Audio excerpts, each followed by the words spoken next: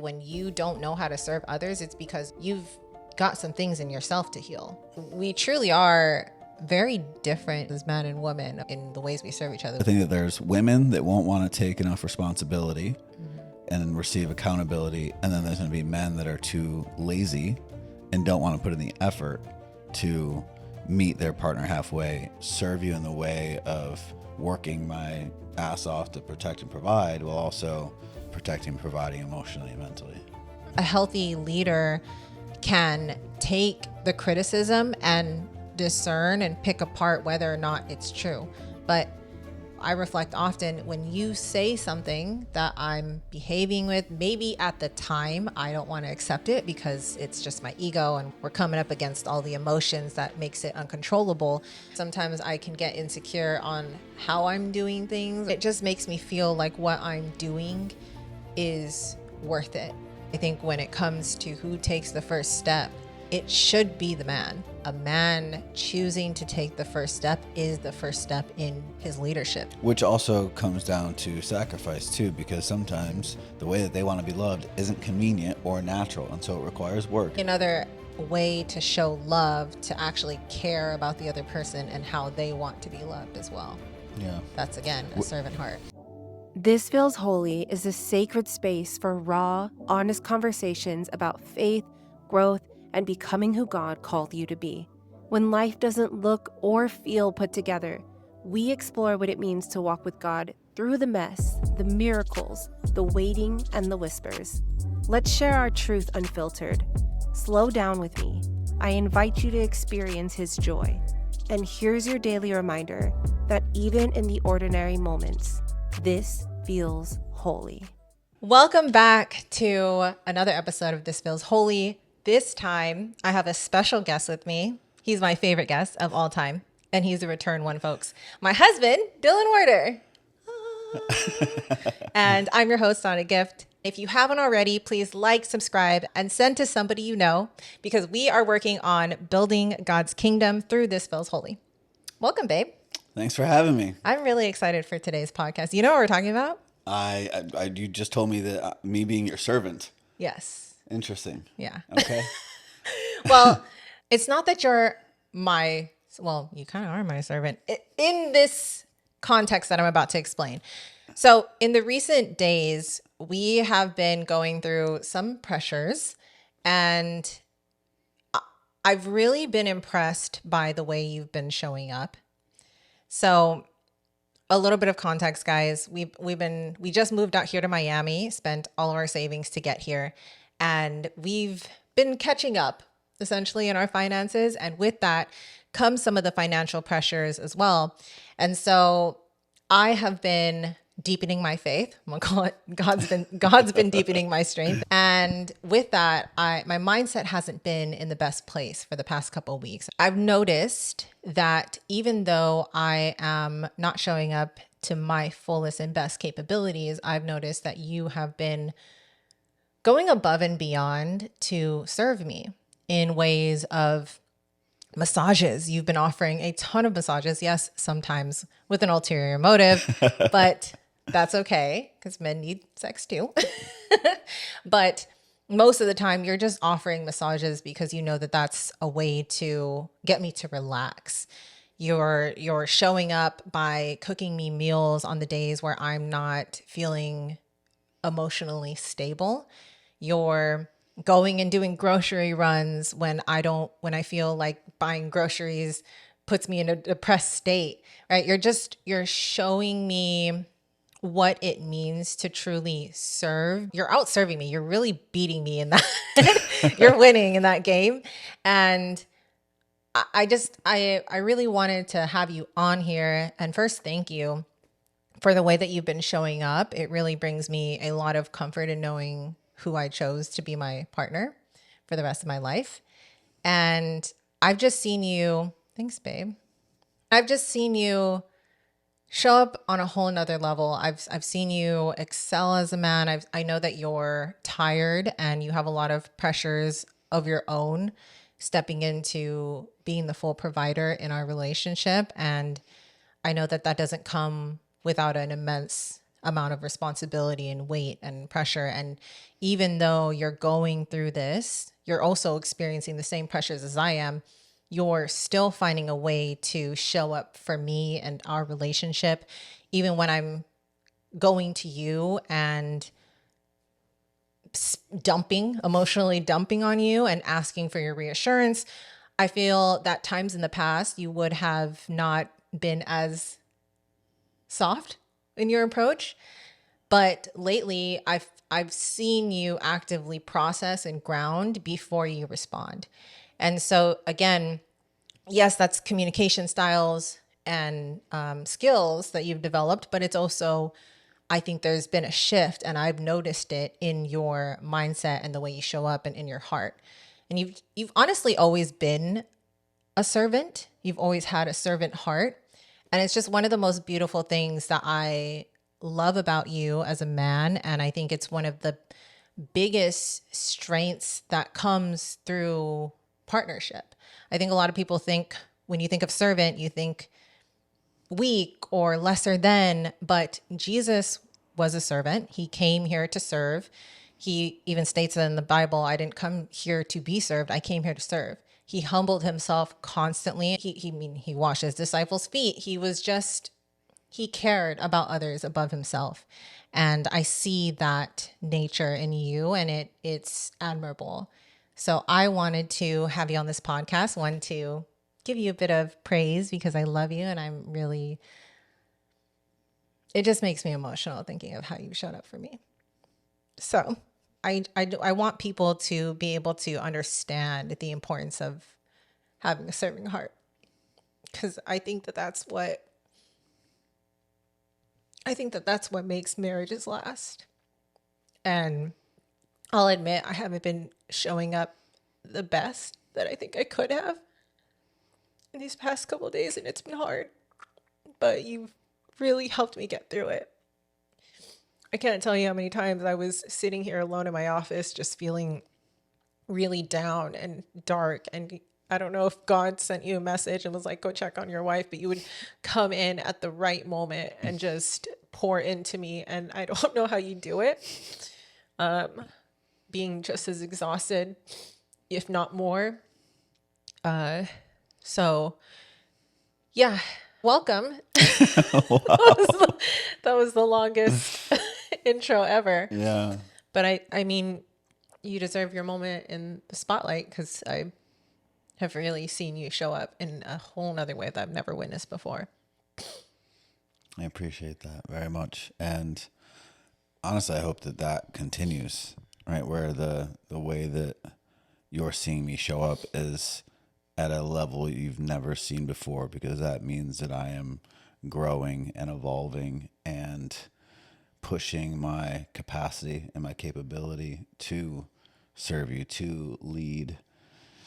And yeah, I appreciate you acknowledging all of that. I don't actually feel like I needed it, which is interesting. That's I feel the like servant heart, though. Yeah, That's the yeah, servant. yeah. It's engraved in you. Yeah. But I think there's been times where I'm like, I wish that she would see how hard I'm working, and I wish that she would appreciate all the effort that I'm putting in and what I'm doing, but I don't feel that way. And I think part of it is because I've accepted the responsibility at a very high level, or at a whole different level, where I don't need acknowledgement. But I also think that you have actually gotten better at acknowledging and thanking me, and you know, even when times are tough or we're going through something, you take a second, sometimes even in like the most chaotic moments, to say like, hey, like, just so you know, I do appreciate how you showed up, and usually it's in the aftermath, right? Yeah. Of Yeah, you not know, when I'm spiraling. Yeah. I'll yeah. be angrily saying, thank you. Yeah. No, but it's afterwards, when you see me handle something way better than maybe I did in the past, or way better than you expected. Yeah.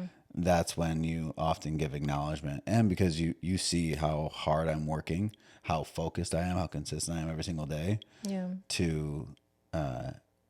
So I feel like it's become easier for you to acknowledge that, which I think is this, like, I actually imagine, this is funny, like the mission that they just did on Iran, how the fighter jets flew for 18 hours straight undetected Yeah. and fueling while flying. I feel like when you acknowledge my hard work, when I'm working really hard, and you thank me for it, especially when times are tough and I'm under a lot of pressure, that is like fueling the jet while it's flying. That's a great metaphor. Yeah. Wow. Yeah. I'm honored. Thank you. Yeah. Yeah, I also feel that part of the reason why you haven't needed that recognition, the accolades or the acknowledgement as much, is because you yourself are already being poured into through God. And I've seen your demeanor change now that you have your prayer closet. And I'm kind of sad that that's going to be going away with my parents moving in. So my parents are coming after 15 years. My dad hasn't been in the States, and they're coming out to live with us for a couple of months. Or who knows? I don't actually know how long, but they're coming out in August. So Dylan's prayer closet is going to go away, unfortunately. So we got to find something for you to have a private place with God. But overall, I've seen your communion with God strengthen, and I think that that's changed something in the way that you show up every day. It truly has. I've seen the servant heart grow within you. And that's what I really wanted to dive in today, is how to develop that servant heart, where you think that comes from, because I also think that you naturally have been that way.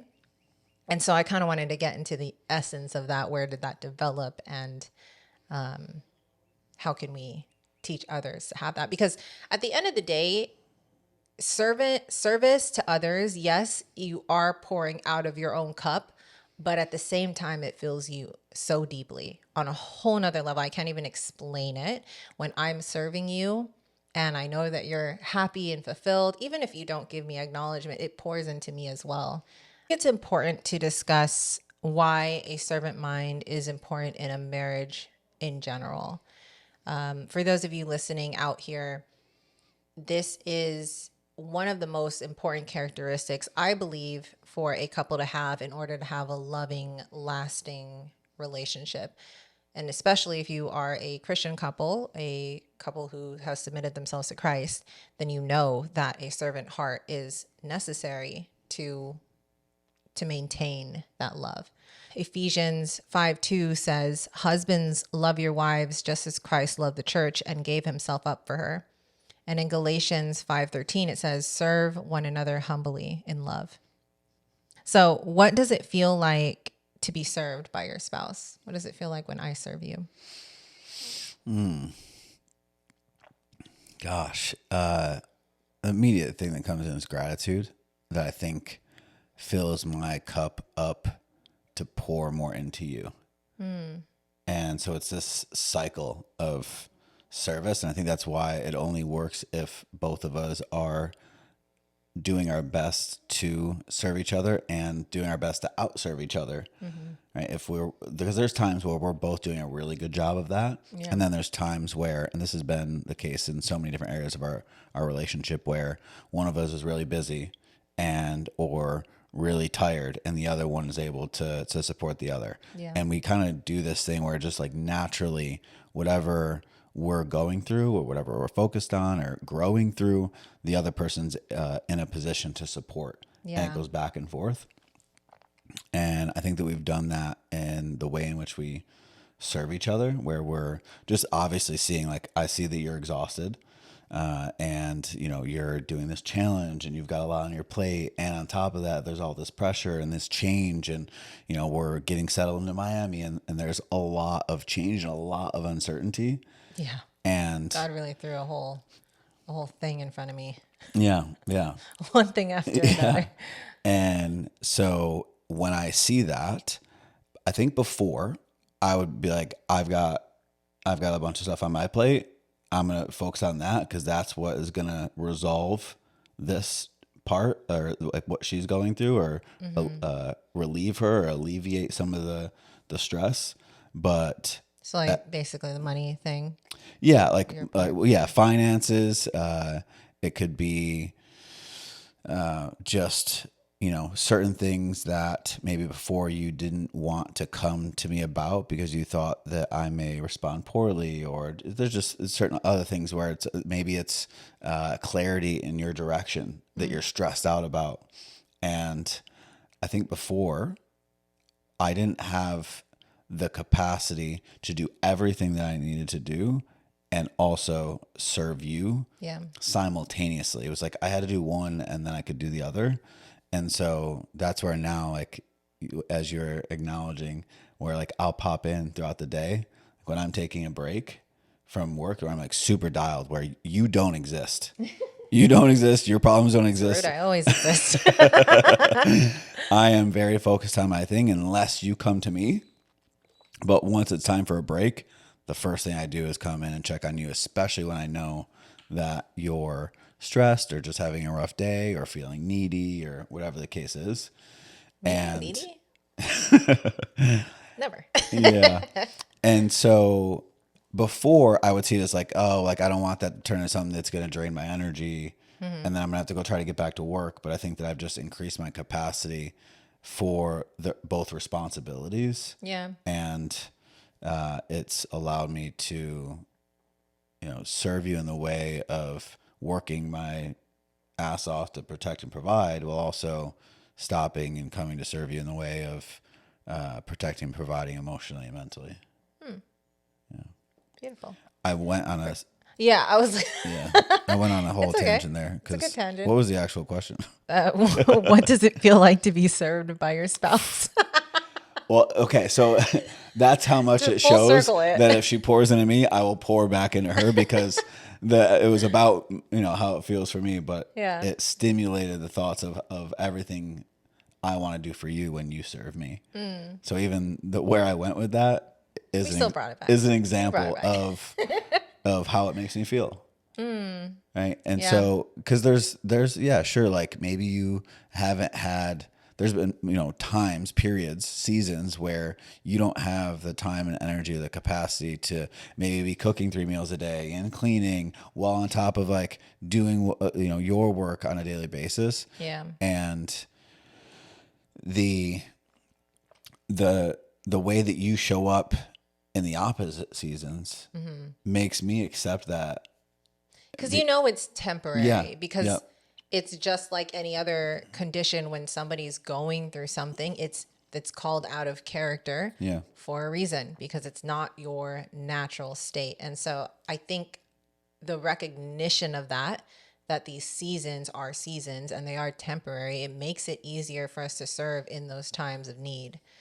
Now, if my basic character is I don't cook, I don't clean, I don't do anything around the house, then you showing up for me in those times where I am having off days would be very difficult, because you'd just be like, she never does anything. Well, and that's why it has to be both ways, because if not, like a bunch of people might watch this conversation and have their own stories and excuses as to why they couldn't do that or shouldn't do that or what the result of that would be. And the only reason for that is because they haven't been in a relationship or a situation where both individuals are equally, truly trying to serve each other and outserve each other. And that is an important thing to state, because when I didn't understand the heart of a servant for the longest time. I naturally wanted to serve as a child growing up. I always wanted to help. But as the world got its hands on me, whenever I would serve, it would be taken for granted. People would just not even acknowledge it. I wouldn't receive any of the love back. And so because I was outpouring in it, overextending myself to depletion, I started to get protective of what I poured out. And after years of doing that and not receiving anything back in return, eventually you don't want to outpour. And the realization that I had is truly, truly, when you don't know how to serve others, it's because you've got some things in yourself to heal. When you can give with a cheerful heart, that is true manifestation of your heart being healed. And I think that the thing that has shifted over the years together is you serve. At first, you served reluctantly. I did. When you did serve, right? Yes. At first, it was like, I'm not serving. I'm not submitting. I'm not like, you lead. Yeah. Right. And then it shifted into, through building trust and seeing me consistently show up, you started to relinquish some of that control. But that's the beauty is, and I think, not to turn this into a gender thing, but this is where men can truly lead in this space of having the servant heart and showing up first in that sense.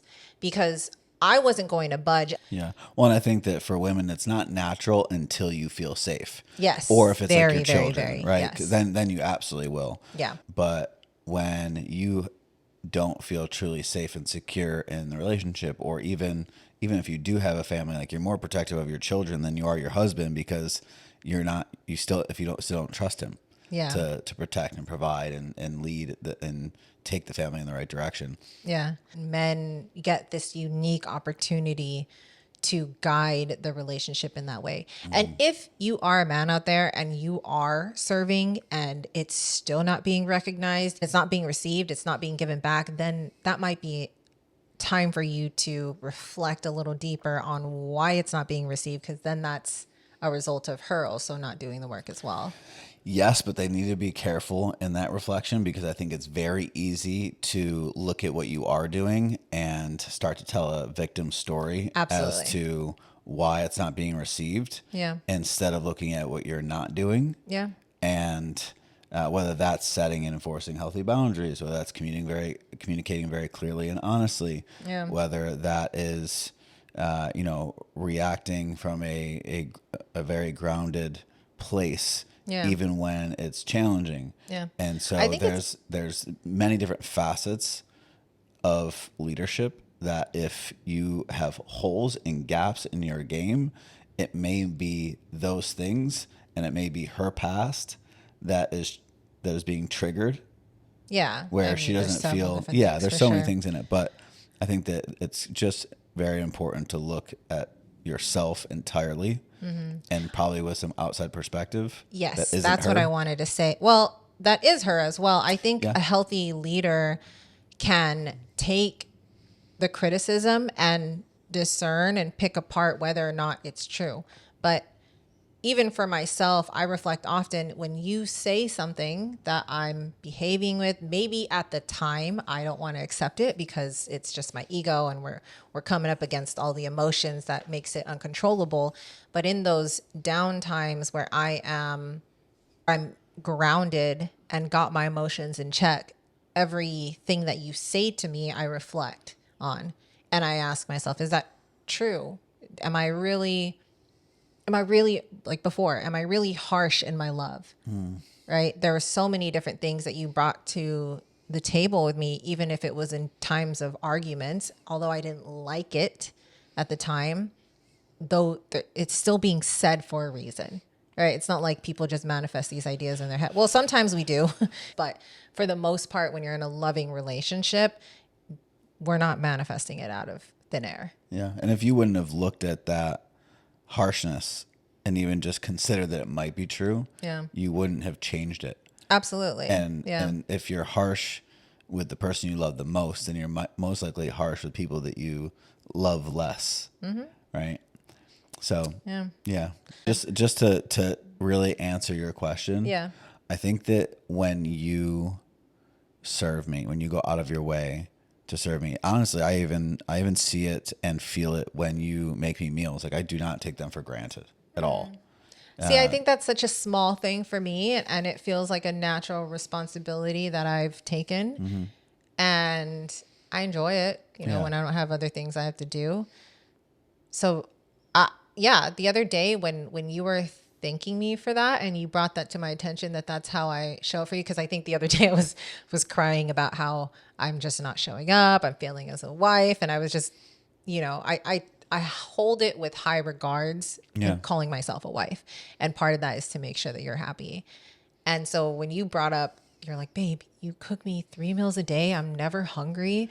You take care of the house. Like it's always clean.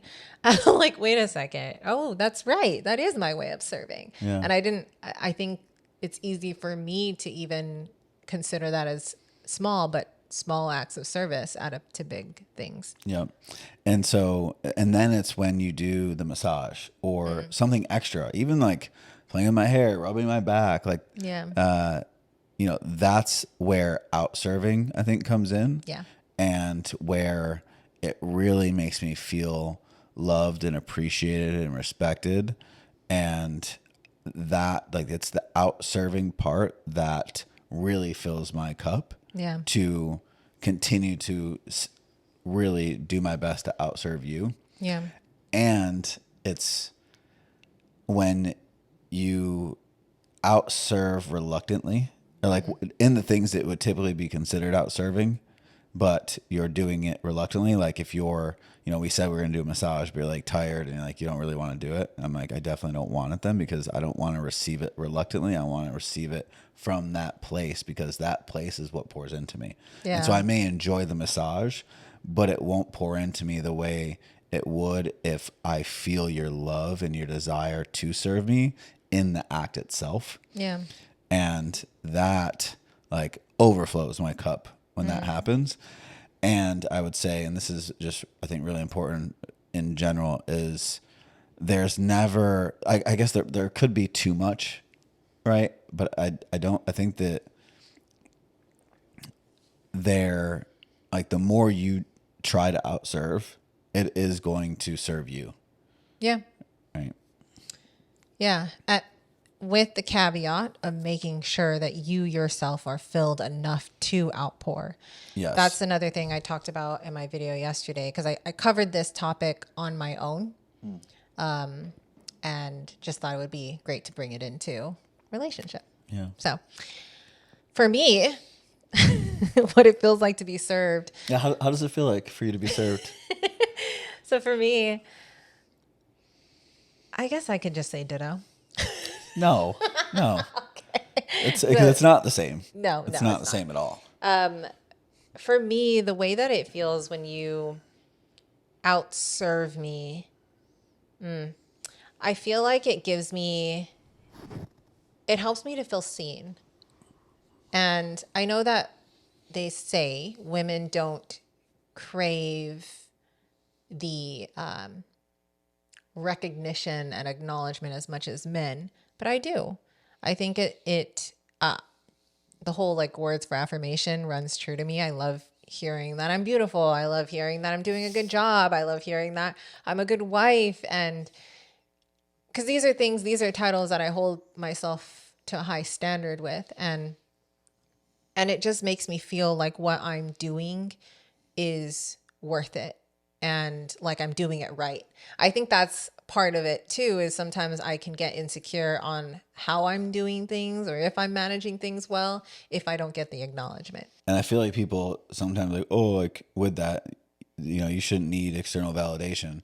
When in reality, like you do need feedback. You do. So it's Like, not you wouldn't want necessarily to keep just plugging validation. away. It's feedback, whether It it's is. positive or negative. Like we need to, like we only know so much as far as how we are performing Or how we're showing up. Yeah. And it goes with anything. A diet. Like you wouldn't stick to a diet that you didn't love doing every single day if you didn't get to see the results. The whole point is to see progression in an area. And that's, as humans, I think, is a very instinctual thing. We want to do better. We want to grow. Some humans are happier being complacent, but I don't understand that mindset either. I just don't associate it with it. But yeah, it helps me to feel seen when you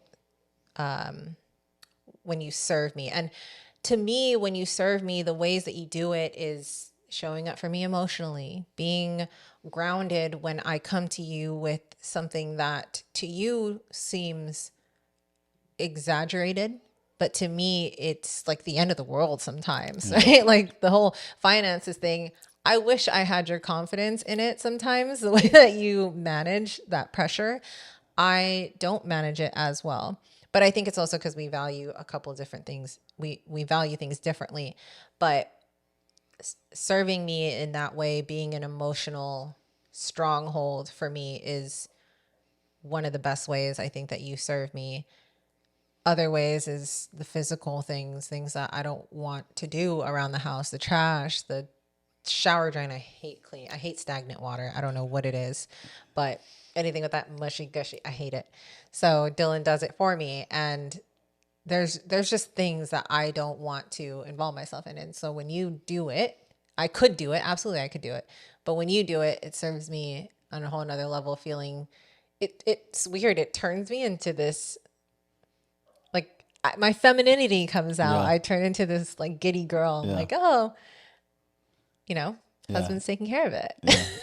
It softens you a little. It softens more. me. Yeah. Yeah. Because there comes the whole concept of feeling safe and secured. I feel protected when you do that. Even things like you choosing to drive, those are ways you serve me as well.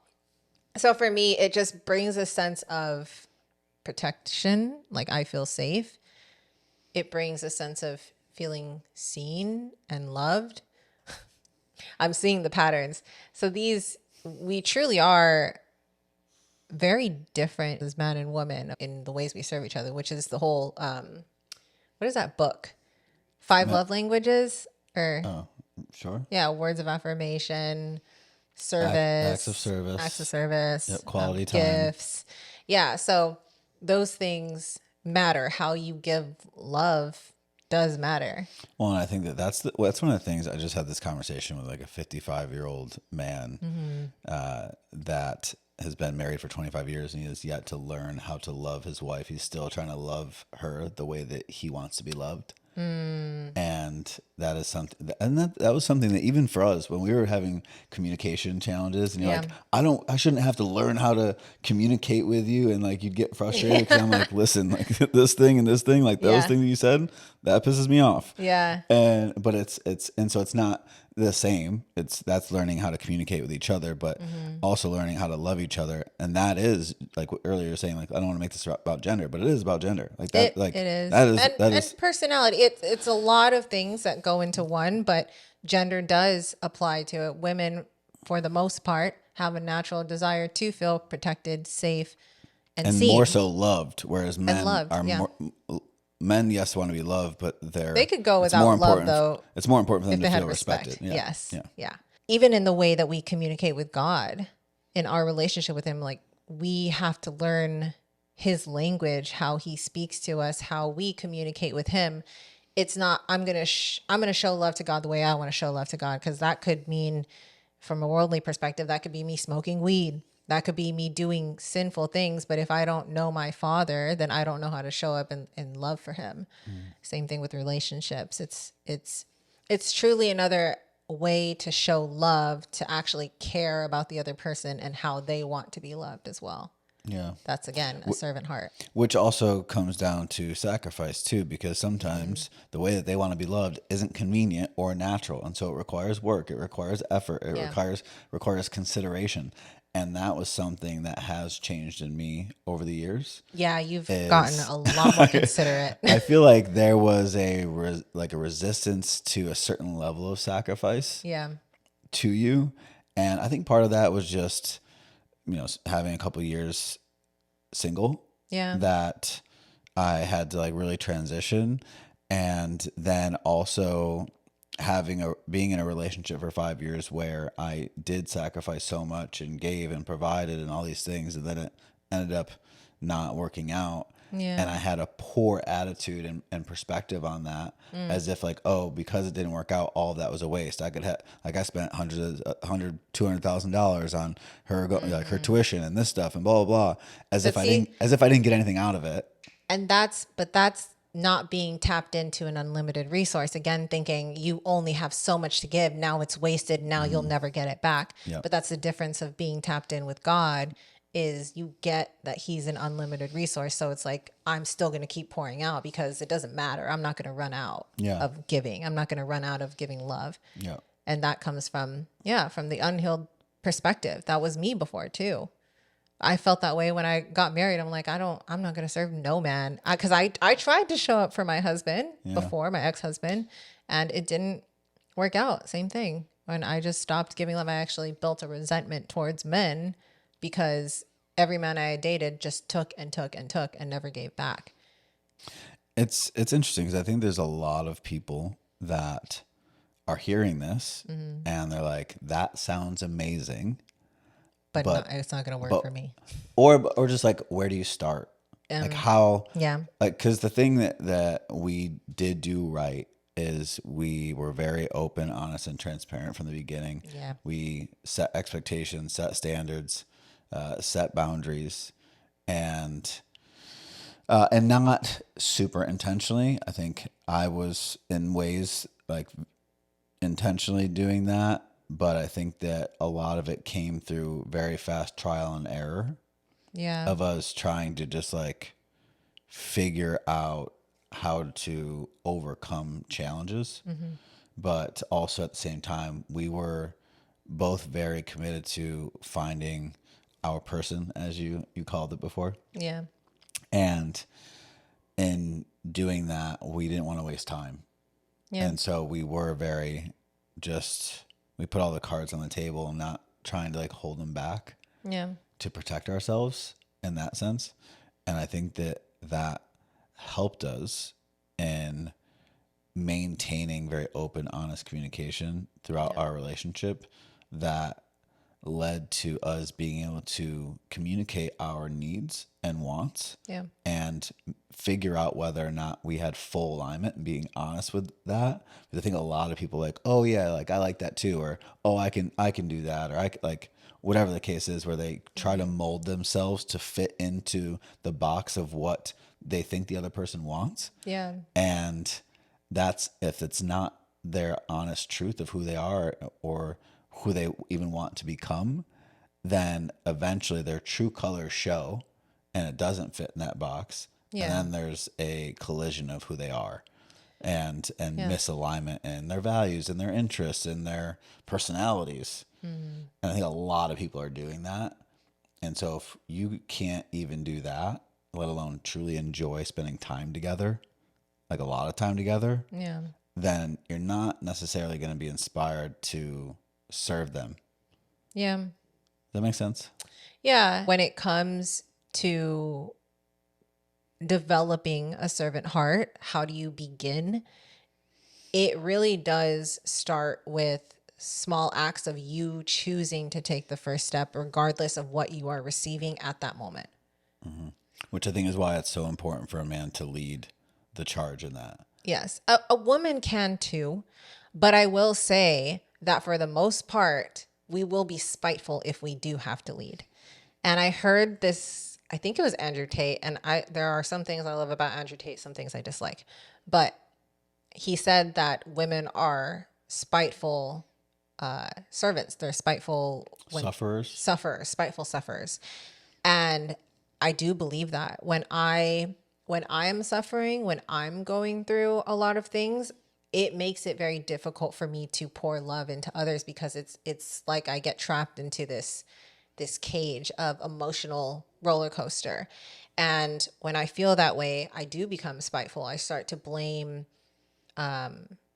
you. I blame other things that are happening around me. I start to question and get insecure about my own capabilities. And I've gotten better at it, but for the most part, when I feel that type of pressure, I can be spiteful. And that's why I think when it comes to who takes the first step, it should be the man. And I know it's so strange because the old me would have absolutely gagged at that statement. But after everything that I've learned and being in a healthy relationship, I realized that a man choosing to take the first step is the first step in his leadership skills. And it builds that trust for me to see, okay, he's willing to go beyond himself. He cares about us. He cares about me, not just himself. And when I see that you care more about things outside of yourself, it lets me let my guard down. Because for the most part, women, we have seen men be selfish and greedy and and want to have more without giving back. I think a lot of women have experienced that in our dating lives for the most part. And so when we see a man actually willing to take the first step, even though he might feel wronged, even though he might not feel that it's fair, when we see a man go beyond his feelings and chooses to serve anyway, that is a form of leadership that we witness. And subconsciously, whether we're recognizing it or not, it's going to keep planting a seed. So that's what I've noticed in you. Yeah. And it inspires me in return, because even yesterday, I don't know. I mean, you heard me. I was running back and forth because you wanted to have dinner before 7. And I'm still in the middle of posting my video. It's right in the hour. I had a call with my family, but I'm like, okay, I want to serve Dylan. This is my goal. Even for the weekend, I'm like, I want to become a better servant in this marriage. You've inspired me to want and desire that because I've been watching you show up in that way. And so yesterday I was editing my video. I go check on the food, go back and edit the video. While I was go check on the doing my food, flip the marketing food. Yeah. So, but that's me trying to outpour into you because you've poured so much into me.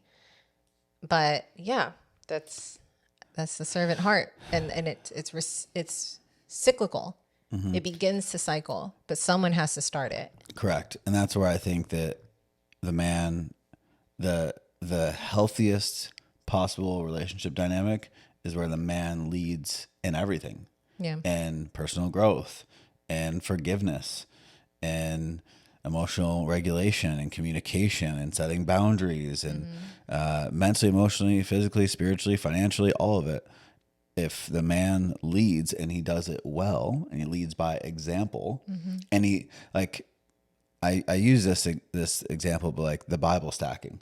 Yeah. Right. Like I was doing that for 6 months and I encouraged you a little bit to do it, and you tested it a couple of times, but like, you know, you like doing your own thing. Yeah. Bible stacking is a process that we use to communicate with God. It is in the link in the description. So if you guys want to check it out, it's a great process. Okay, yes. Then by seeing me do it consistently for 6 months and then see the result of it, that was me leading by example. And the entire time I was just sharing with you what I was getting out of it. Yeah. And I didn't push you to try to do it, even though I really wanted you to. Yeah. And then eventually you're like, okay, I want to really try to do this. And now it's been like 7 months that you've been doing it. Yeah. And that is simply leading by example, and not needing somebody to immediately adhere to your way of doing things. It causes inspired action. That's leadership. Yes. Because you get people to follow you without you telling them that they have to follow you. Yep. It's not a dictatorship. It's inspired action. Yeah. And so setting the standard isn't always saying like, hey, this is what we're going to do. Yeah. Instead, it's showing that this is what we're going to do and letting that person, and this goes for every relationship dynamic, especially, you know, teams and everything, letting people fall in line. Yeah. Yes. Now, when it comes to leading on communication and setting boundaries around respect and things of that nature, then there was times where I was like, hey, like we need to make sure that we're respectful. We're not like calling each other names, blah, blah, blah, whatever the case is. And I'm just giving an example of when you may lead by example, but also set a standard that you're trying to get a specific outcome faster than just like leading by example and not saying anything. But I think that if you had to do that, if you had to lead that over and over again in any of those examples, there would have been resentment that would have built up. I also feel like this dropped in. I also think that men don't recognize those moments as much as women do, because we're hyper observant of behaviors and relationships and how you manage yourself, whereas men are very compartmental. So when we're out serving and showing up first for love and displaying by example a servant mindset, most of the time men aren't going to pick up on that. You have to tell them, and then when you tell them, they also become resentful because it's like, now it sounds like you're commanding them. So a man has to take initiative in that. Because then he won't want to do it. Yeah. Or he just won't see it. And then we get spiteful because you're not seeing what we're doing and you're not returning it. And it becomes this cycle of negativity instead of growth. Yeah. It's so true. I think the other thing is that I had to let go of was, and this is where I think a lot of men have to let go of, is that it needs to be fair. And the fair part is a 50-50 mindset. Yes. Right. And so that was a hard one for me. Yeah. The fair. That is a lie. Okay. We have been lied to, guys. Life is just not fair. Life is not fair. Not in a sense of, oh, woe is me. Life is not fair and I should be sad and that sucks. I mean, life is just not fair and it is what it is. And to believe that it should be sets you up for disappointment. Sets you up for failure. Yeah. Yes, it's so true because there are times where, yes, we show up for each other fairly equally, but for the most part, we don't. You support me when I'm down here. I support you when you're down here. And it becomes this cycle of let me give to you when you can't. And it becomes this cycle where we're actually growing together. Yeah, but if you're in the mindset that it needs to be fair, then you fall into compare. Yes. Right. And the comparison. Yeah. And that part is hard for women too. Yeah. That's something we absolutely struggle with. And it's because you're like, oh, well, he's not loving me the way that I love him. And the way that women actually operate is they do to you what they want back in return. Right. And so if a man, which most men don't recognize that's like the way that they're loving you is the way that they want to be loved. And we end up both doing that. But if you are in the mindset that this needs to be fair, then exactly what I do to you needs to be reciprocated back. And and you guys, women, can actually keep track of how many times you do something and he doesn't do it back. Yep. Right. Yep. And so, and each one of those times is another brick in the wall around your heart that eventually builds this wall of resentment that keeps you guys disconnected. Yeah. And that's where, again, another reason why men have to lead it so that it removes the possibility of the resentment. And that's like part of why and also your likelihood of it being more successful is if the man leads it. So why not give yourself the best possible chance of it being successful? Yep. And yeah, you can fight with your ego and say, well, I'm a strong, independent woman and I could do this. Cool. I was too, bro. But like when I started feeling this, what it felt like to actually be cared for, and I trust that you're going to continue caring for me and you're not running away from my emotional roller coaster, living a softened life where we let the man do his manly things and I get to go do my hobbies. I get to play. I get to do my whatever. This life is, Jesus I'm painting Jesus over there. This life is amazing. Like feminists screwed us up, but yeah, it truly and there's is. a conversation of hormones there that we won't get into, but worth looking into and understanding. We have a bunch of other content on that. A ton. Yeah. Okay. So what did it take for your mental shift to go from me to we? Where did your selfishness shift?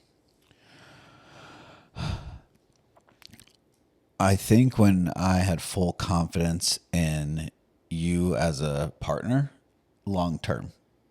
And the fact you were that vetting me. Yeah. How so? How you showed up in challenges and like our hardships, the fact that you sold a house to keep us afloat. Now that act itself though didn't do it because right after we were in a very stressful time period financially, and that was actually the most I had ever thought we were actually going to break up. Yeah, because now I had the bag, and I could have been like, "Yo, I'm." Like Yep. Now, yeah. Whereas before, I remember I would say things to you like, "I'm stuck in this relationship."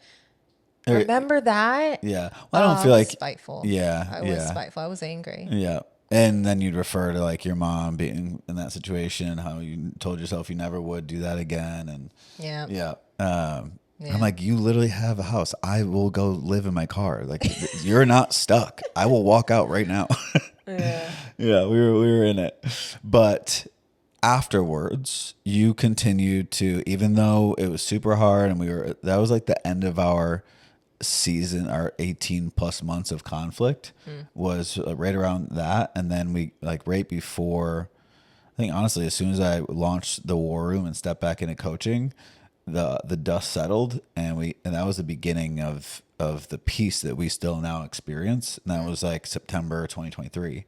There were moments where there was like threatening of the relationship of we should just end this and this stuff that, like, to me, I'm like, okay, well, if that's even being brought to the table, then we're not on the same page right now, and I need to not fully commit myself to this entirely. Then when everything played out throughout that year, and then we go and I get to meet your family, like that to me solidified everything.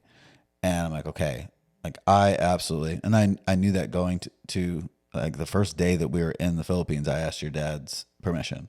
Yeah. Right. And within like 2 hours I had it. And now you and my dad get along so well. It's annoying. Yeah. Annoying. Well, because I was angry with my dad for a very long time. Yeah.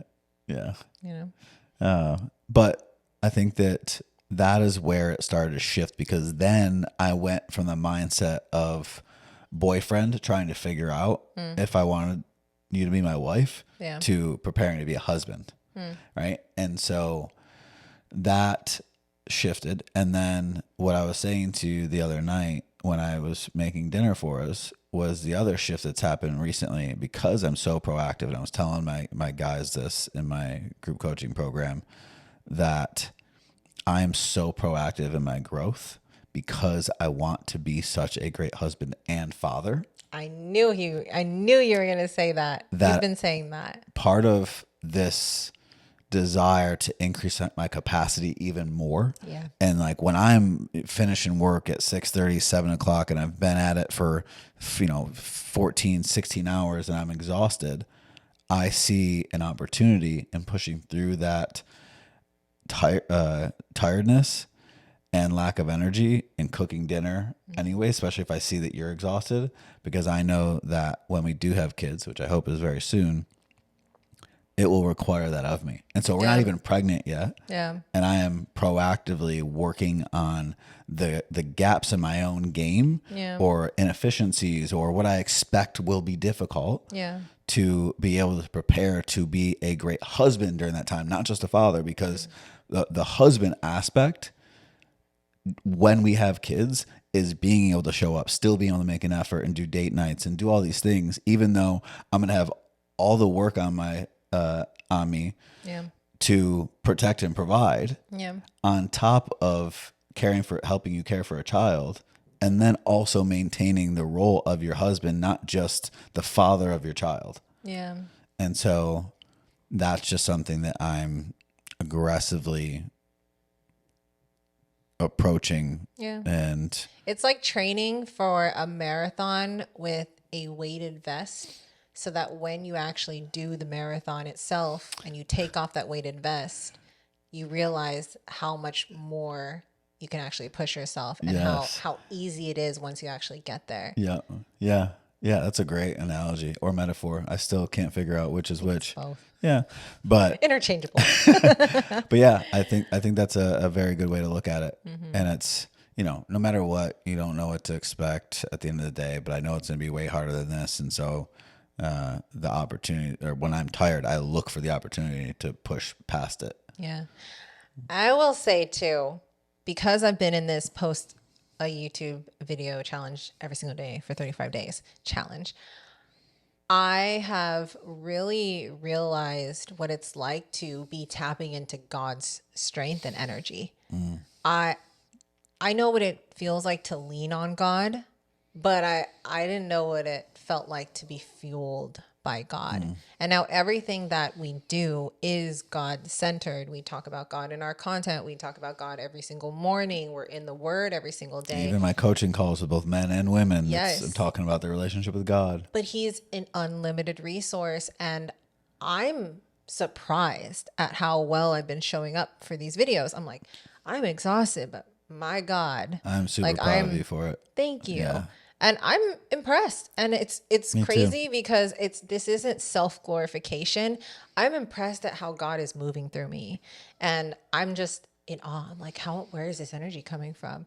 How are you carrying me? I don't know, Yeah. but it's really, I can't explain the energy that came from these moments that are challenging. But he built a different level of discipline and consistency in you through TikTok. He did. And so he was going through steps to build me to this point where I could manage something like this, because I didn't have the motivation to post the way that I did until I started getting products from TikTok and getting paid through TikTok. And now I have a whole nother level. And unfortunately, not that it required my close friend Hannah to pass, but just another fuel to the fire of inspiration. I think God drops little nuggets and little gifts as you walk down the right path, kind of like little candies that you're like, oh, a candy, oh, a piece of candy, But yeah, he's been building me for quite some time in some of the most unconventional ways, or just things that I wouldn't have thought would be how he strengthened me. But he has been, and it's crazy. yeah, there's something I wanted to share there, and it just left me too. Yeah. I think we're getting hungry. We'll want breakfast. Oh, I say I'm we. I'm so curious if if this mic has been picking up my stomach growling the entire time. Probably. It has been growling the entire time since we started. Really? Yeah. I did hear it once. Yeah. I want to see if I can capture this real quick because it had something to do with your growth specifically. I just heard it again. It's really unfortunate. That is unfortunate. I hate when thoughts leave my mind. We need an executive up there who can go into the files and be like, oh, what was he about to say? File cabinet Yeah. with immediate access. Yeah, it's gone. I hope that this conversation was useful to you guys out there who are listening, who are in a relationship where maybe you're feeling like they do not see your acts of service, or maybe you feel internally that you haven't been showing up in the relationship the way that you know you can. I want to encourage you that the servant heart can be trained. It can be something that you develop over time. It can be something that you start off with small, and really want to make sure that before you start outpouring into others, to also make sure that you're being poured into yourself. And that comes through being in the Word, that comes through having a relationship with God. Getting yourself full internally can help you to develop a servant mind and heart. I would say, let your people pour into you and stuff. That's a part of it. But if you were the only one pouring into me and I didn't have this relationship with God, I don't think I would have developed the servant heart to outserve at all. So pouring in is important. We are spiritual beings and we need spiritual fulfillment in order to outpour in service. Can I also add something? You want me to wait? Yes. Yeah, go ahead. I also would really recommend that if this is hitting for you and it's something that you desire in your relationship, sit down with your partner and watch this entire episode. I understand that sometimes you feel like it may not be received well, or you've tried this before and it didn't work. And so my message for your partner is that if you are sitting down watching this with your partner and they've asked you to watch this, it is for a reason. And if you are not willing to look at the reason of it and consider that this is a way in which they want to operate within the relationship, then this relationship may not be for you. You have to be willing to do the work and put in the effort. And for this to work, both people, you have to actually sit down and agree that this is going to be how you're going to operate, and that you're going to continue to do the work and openly communicate to navigate this integration of the concept of serving and out-serving each other. And I think that is something that has allowed us to be very successful in, is because we're like, yes, let's immediately adopt this and continue to. I think it was like we were in church. I think we got the message about being a servant mind, or having a servant heart. Out-serving. Yeah, out-serving. Yeah, and immediately we're like, let's absolutely adopt that, because we're kind of already doing it, but not intentionally. Yeah, and at and that I think level, when you are more intentional with something, it shows. You could accidentally stumble your way into doing small acts of service, but it's different when you do it intentionally. Yeah, and so I think that there's women that won't want to take enough responsibility and receive accountability in changing to do that. And then there's going to be men that are too lazy and don't want to put in the effort to meet their partner halfway in the out serving, because it's going to require a lot of work. Yeah. And I just encourage you to push just past start. that, because if you want to have an amazing relationship like we do, an amazing marriage, it's sustainable with the communication and the intimacy and the connection and the passion and attraction, all of it. Like, it requires work. Yeah. Nothing great is built with no effort. Like, there's always going to require some output of energy to create something. And if you want to have a stimulating and loving relationship, it requires work. It's not just something that falls into your lap. And lastly, gentlemen, if you are watching this with your partner and she asked you to do it, to watch this, it is now an opportunity for you to start leading. She led you to this, and that means you're not leading, or in some way, shape, or form. And this is her gentle way of trying to get you to step up.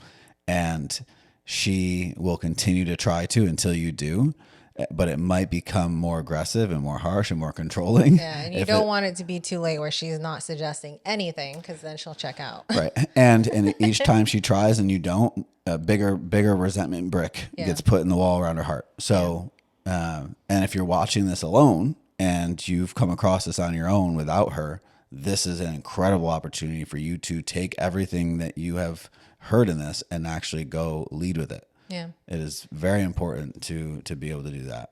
Yeah.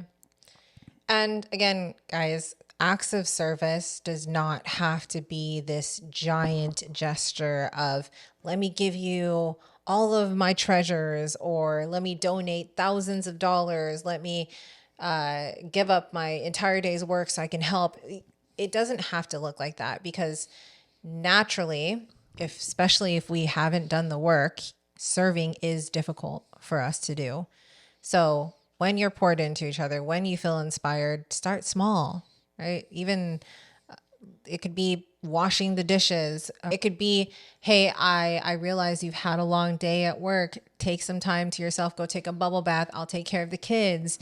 It could be just being considerate and choosing to care for your person's mental well-being is an act of service. And I think for women, giving your man personal space to recharge after work is something that service, I think a lot of women can struggle with that, and feel like that can trigger your abandonment wound and all Men sorts of need stuff. personal space for sure. To recharge. And so if you want him to show up better in your relationship, he needs personal space to recharge. That is not just this like concept or theory, but it's hormonal. Yeah. And in order for him to handle stress and have an increased capacity for you, for your kids, for your emotions, for everything, he needs to be able to recharge. Yep. And I know that you're trying to close this out, and we're going deeper here. So clearly we have lots to say on all this. Rabbit hole into an endless amount of topics, but yeah. The longest intro and the longest outro. I know. I'm ever. like, I'm trying to wrap a bow on this, Dylan. Let's not bow. open all of these doors right now. Yeah. So guys, thank you so much for tuning in to another episode of This Feels Holy. I hope that this served you in some way. I hope that this serves your relationship in some way. This is our way of being able to pour into you, even if it is through an online ministry. So if you guys really enjoyed this episode, please share it with somebody you love, share it with your husband, your wife, And subscribe.